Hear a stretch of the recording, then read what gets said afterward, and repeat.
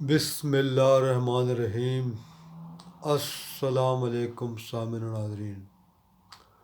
اللہم صلی علی محمد عبدک و رسولک و صلی المؤمنین والمؤمنات والمسلمین والمسلمات۔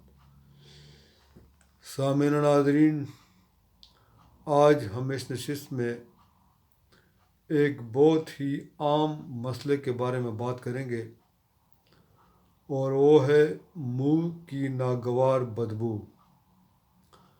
اکثر آپ نے دیکھا ہوگا کہ ہمارے لوگوں کو یہ منہ کی بدبو کی وجہ سے کافی شرمندگی اٹھانی پڑتی ہے، کیونکہ بعض لوگ ان کے نزدیک بیٹھ کر کبھی کبھار ناک پر رومال رکھ لیتے ہیں،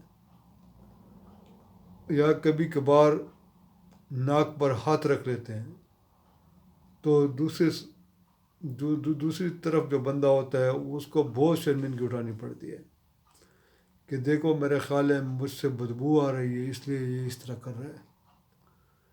اور زیادہ تر یہ مسئلہ ان لوگوں کا ہوتا ہے جو دن میں صرف ایک دفعہ برش کرتے ہیں، یا صبح کرتے ہیں یا پھر شام کرتے ہیں۔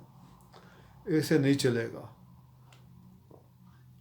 آپ نے صبح اور شام 2 دفعہ برش کرنا ہے۔ ہاں، کچھ لوگوں کو واقعی جینون پرابلم ہوتی ہے، ان کے معدے کی خرابی کی وجہ سے بھی ہوتا ہے، اور مسوڑوں کی بیماری کی وجہ سے بھی منہ کی بدبو ہوتی ہے۔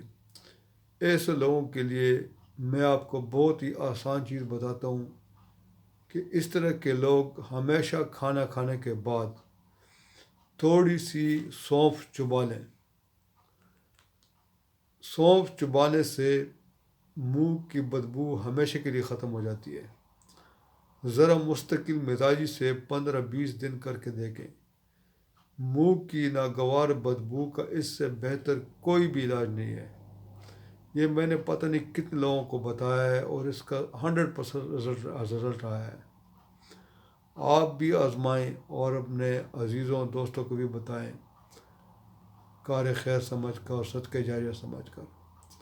تو سامعین و ناظرین، امید ہے کہ آج کی ویڈیو آپ کو پسند آئی ہوگی۔ انشاءاللہ تعالیٰ اگلی ویڈیو میں دوبارہ حاضر ہوں گے، تب تک اجازت دیجیے۔ اللہ حافظ۔